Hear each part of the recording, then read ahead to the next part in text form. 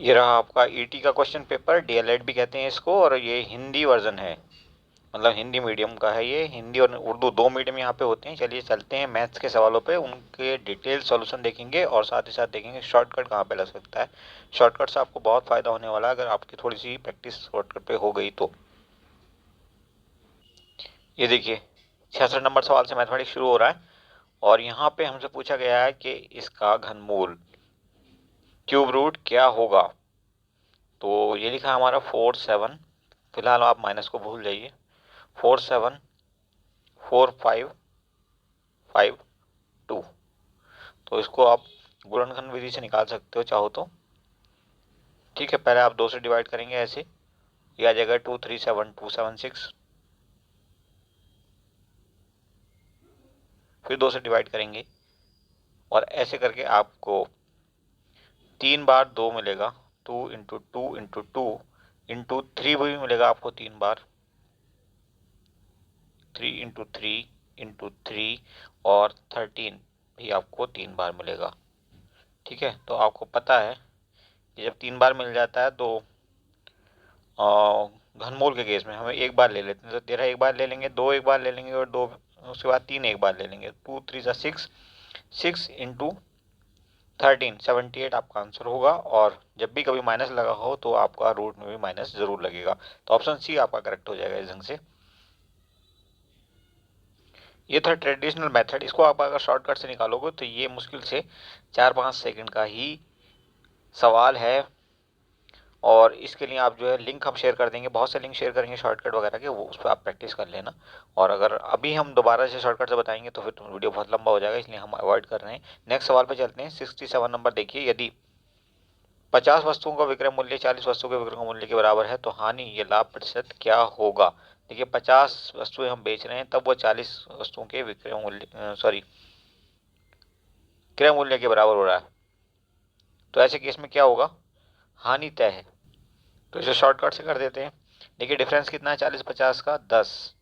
तो 10 और नुकसान कितने पे हो रहा है, ये 40 पे हो रहा है, तो इंटू 100 कर देंगे तो ये आपको आ जाएगा 25% हानि, लॉस होगा। क्योंकि अब स्टेटमेंट देख के आप समझ जाओगे कि यहाँ पर नुकसान होने जा रहा है।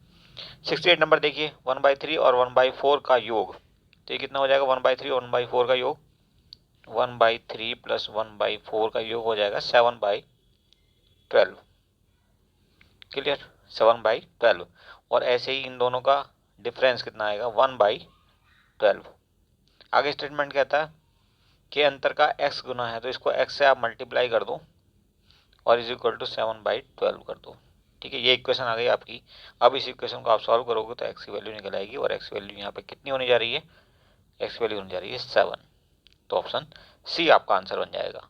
कोई दिक्कत अभी भी हो तो आप बता देना, फिर बोर्ड पे इसको हम समझा देंगे। 69 नंबर देखिए, एक पंचभुज के कोणों का मान इतना इतना इतना है, इस पंचभुज के अधिकतम कोण का मान क्या होगा। तो इन सबको आप ऐड कर दो, x प्लस एक्स प्लस 20 ऐसे करके करते चले जाओगे तो ये हो जाएगा आपका कितना,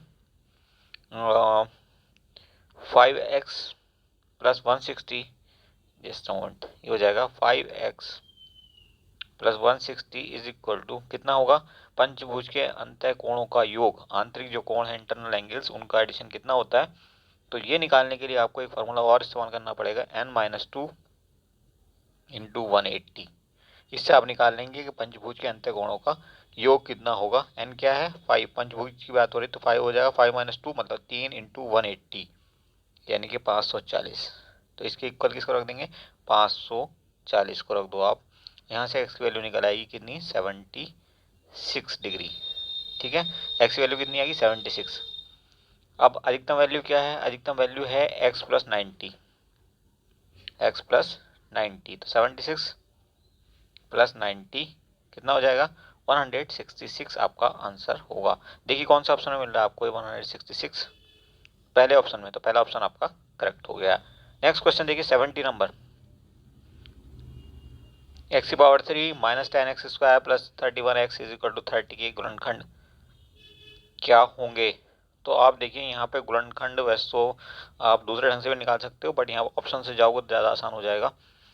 यहाँ पे सपोज पहला ऑप्शन सही है तो x - 2 मतलब x इज इक्वल टू 2, इसका एक फैक्टर होना चाहिए, और अगर ये इसका एक फैक्टर है तो इसमें x की वैल्यू आप रखो 2 और ये 0 हो जाना चाहिए। देखिए 0 हो रहा क्या है, x की पावर 3 मतलब 8 माइनस 10x स्क्वायर मतलब 4 इंटू 10 40 प्लस 31x 62 माइनस 30, देखो कितना हो गया ये हो गया 62 प्लस 8 70 और 40 और 30 70, तो 0 हो गया। इसका मतलब x माइनस 2 उसका एक फैक्टर है। ऐसे ही आप x माइनस 5 को भी चेक करोगे तब भी ये एक फैक्टर निकलेगा, और x माइनस 3 को चेक करोगे तब भी ये एक फैक्टर निकलेगा। मतलब पहला ऑप्शन आपका करेक्ट हो जाएगा, ज़्यादा टेंशन लेने की ज़रूरत नहीं है। 71 देखिए, एक वृत्त की त्रिज्या दूसरे वृत्त की त्रिज्या की 5 गुनी है। पहले वृत्त का क्षेत्रफल दूसरे वृत्त से कितने गुना अधिक होगा। वृत्त की त्रिज्या इसने दी है, तो देखिए पहले की r है तो दूसरे की कितनी हो जाएगी 5r। क्लियर, तो पहले का क्षेत्रफल कितना हो जाएगा पाई आर स्क्वायर, और दूसरा कितना हो जाएगा पाई और आर स्क्वायर यहाँ करेंगे तो 25 में बदल जाएगा इंटू 25 आर स्क्वायर। तो कितना गुना अधिक हो, देखो पाई से पाई कट जाएगा, आर स्क्वायर से आर स्क्वायर कट जाएगा, 1 और 25 का रेशियो रहेगा, यानी कि 25 गुना होगा। ओके, अब देखिए एक और सवाल दिया 72 नंबर, 1 का स्क्वायर प्लस 2 का स्क्वायर प्लस 3 का square is equal to sorry plus plus plus ऐसे करके एन स्क्वायर का मान हमें निकालना है। मतलब जो संख्याएं हैं वो लगातार हैं और उनके स्क्वायर का एडिशन हमें निकालना है। तो हम कैसे निकालते हैं, इसके लिए फॉर्मूला तो ये आता है, लेकिन हो सकता है आपको एग्जाम में याद ना रहे फार्मूला, तो उसके लिए क्या सॉल्यूशन क्या है, आप 1 2 और 3 यहाँ तक ले लो बस, और इनका एडिशन करके देखो। 1 का स्क्वायर 1 होता है, 2 का स्क्वायर होता है 4 और 3 का होता है 9। ऐड करो जरा इसको, तो ये हो जाएगा 9 + 5 14। ठीक है, अब आप इस फॉर्मूले में इसकी वैल्यू को रख के देखो, इस फॉर्मूले में इस वैल्यू को आप रख के देखो, एन की जगह क्या रखोगे 3, तो 3 × 3 + 1 4, ऐसा करके 3 × 3 + 1 मतलब 4 इंटू 3 × 2 6 + 1 7/6। देखो 14 आ रहा गया आपका, इसको काट दो आप, 2 आ गया, इससे काट कर 2, ये आ गया 2, 7 × 2 = 14। तो आंसर आपका बिल्कुल सही है। ये इसलिए बताया ताकि आप एग्जाम में बैठ करके घबराएं ना और ऐसे करके आंसर ले आएँ, क्योंकि ये सिर्फ मैथमेटिक्स वालों को याद रहेगा फार्मूला, जिसने मैथमेटिक्स BSc लेवल तक पढ़ा है और अभी भी पढ़ाई के टच में है। अदरवाइज BA वालों को ये फार्मूला याद रहने वाला नहीं है। 73, सुहेल एक काम को 10 दिन में करता है जबकि समीर उसी काम को करने में 15 दिन लेता है, दोनों मिलकर उस काम को कितने दिन में करेंगे। तो बेहद आसान सा सवाल है, कोई भी सवाल इसमें ऐसा नहीं है जो आपको परेशान कर सके अगर आप हमारे साथ बने रहते हैं तो। देखिए सुहेल एक काम को कर रहा है 10 दिन में, तो 1 दिन का काम कितना हो जाएगा सुहेल का 1/10, जबकि समीर उस काम को कितने में कर रहा है 15 दिन में, तो उसका 1 दिन का काम हो जाएगा 15 1/15 सॉरी, और इन दोनों को ऐड कर देंगे, दोनों का 1 दिन का काम हो जाएगा। हम यहाँ पे एलसीएम लेंगे, 15 और 10 का एलसीएम होगा 30, और यहाँ पे 10 को 30 से डिवाइड करेंगे 3 और 1 से मल्टीप्लाई कर देंगे 3 × 1 = 3, प्लस ऐसे ही इसके साथ करेंगे तो 15 से 30 को डिवाइड करेंगे 2 आएगा, 2 × 1 = 2, कुल मिलाकर के ये हो जाएगा आपका 5/30 और अल्टीमेटली 1/6 आपका 1 दिन का इन दोनों काम होगा मिला करके। तो पूरा काम ये कितने दिन में करेंगे, इसको आप पलट दोगे तो ये आ जाएगा 6 और ऑप्शन हो जाएगा आपका बी सही। नेक्स्ट देखेंगे 74, किसी परीक्षा में पास होने के लिए 40% अंक चाहिए। ठीक है, 40% अंक होने चाहिए। यदि 40 अंक प्राप्त करता है तरुण और 40 अंकों से फेल हो जाता है, 40 अंक उसको मिले और 40 अंकों से फिर भी वो फेल हो गया, तो पूर्णांक क्या था। इसका मतलब ये है कि 40 अंक तो उसको मिले और 40 अंक और होते तो 40 और होते तो वो पास हो जाता। मतलब 80 नंबर अगर उसको मिलते तो वो पास हो जाता, और ये 80 नंबर कितने के बराबर हैं 40% के। सपोज पूर्णांक जो था, पूरे नंबर जो थे वो थे x, तो x का 40% निकाल लेते हैं। x का 40% मतलब 40/100 is equal to how much 80 दिया है इसने हमें। सॉल्व करोगे 40 से 80 को काटोगे 2 और इधर 2 चला जाएगा 100 के साथ, तो x is equal to 200। Option कौन सा सही हो जाएगा, पहला option A is correct. Next question देखिए 75 नंबर, एक घन का संपूर्ण पृष्ठीय क्षेत्रफल 216 सेंटीमीटर स्क्वायर है, इस घन का आयतन ज्ञात कीजिए। तो संपूर्ण पृष्ठीय क्षेत्रफल घन का कैसे निकालते हैं हम, फॉर्मूला होता है 6a², अगर साइड ए है तो, और ये कितना दिया है 216, तो यहाँ से हमें ए की वैल्यू मिल जाएगी। A is equal to how much, 216/6, तो ये कितना हो जाएगा 36, तो A is equal to 6। Clear. अब ए है 6, तो ए की पावर 3 बराबर किसके हो जाएगा, 6 की पावर 3 यानी कि 216, लेकिन इस बार आएगा सेंटीमीटर क्यूब में आंसर। तो 216 सेंटीमीटर क्यूब आपका आंसर होगा। देखिए कहाँ पे दिया है, ये दिया है आपको ऑप्शन बी में, तो ऑप्शन बी आपका आंसर बन गया। अब कहता है 76 स्टार के किस मान के लिए संख्या इतने 8 से पूर्णतया विभाजित होगी। तो आप एक काम करिए, इसके स्टार के बदले 2 रख के देख लीजिए, तो ये मिलेगा हमें 762453 और उसके बाद 272। ठीक है, स्टार की जगह 2 रख दिया हमने, इसे 8 से डिवाइड करिए, पहला ही ऑप्शन आपका आंसर बनेगा। नाउ क्वेश्चन नंबर 77,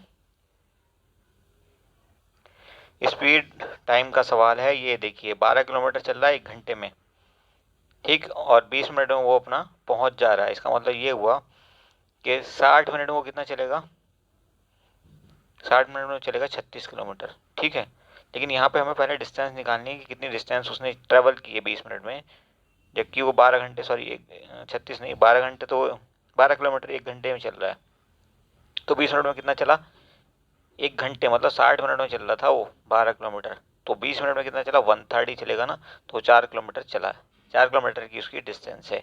आगे क्या कहता है वो, यदि वह 5 मिनट में अपने स्कूल पहुंचना चाहे तो उसे अपनी औसत चाल कितनी करनी होगी। पहले कितने मिनट में पहुंच रहा है 20 मिनट में, अब की बार पहुंचना चाहता है 5 मिनट में, तो 20 और 5 को आप देख रहे हो कितना कितना डिफरेंस है, ये 1/4 हो गया ये। ठीक है, तो चाल कितनी करनी पड़ेगी उसको, 4 गुना करनी पड़ेगी। पहले थी 12 किलोमीटर प्रति घंटे की, तो अब की बार हो जाएगी 48 किलोमीटर प्रति घंटे की। अगर काम से मैं चाल से मैं इस तरह के किसी भी सवाल में आपको प्रॉब्लम आती है, आप कमेंट कर देना, हम अपने वीडियो आपको लिंक पोस्ट कर देंगे, भेज देंगे, या आप हमारे टेलीग्राम ग्रुप में जुड़ जाना, ज़्यादा अच्छा रहेगा। वहाँ पे आपको क्वेश्चन पेपर वगैरह, सॉल्यूशन वगैरह सब आसानी से मिलता रहेगा। बाकी इन्फॉर्मेशन जामिया में, एमयू में कब क्या कहाँ हो रहा है, कहाँ वैकेंसीज आ रही हैं वगैरह वगैरह, सब आपको डिटेल वहीं पे मिलेंगी, और लिंक आपको टेलीग्राम के, सॉरी वीडियो के डिस्क्रिप्शन में ही मिलेगा।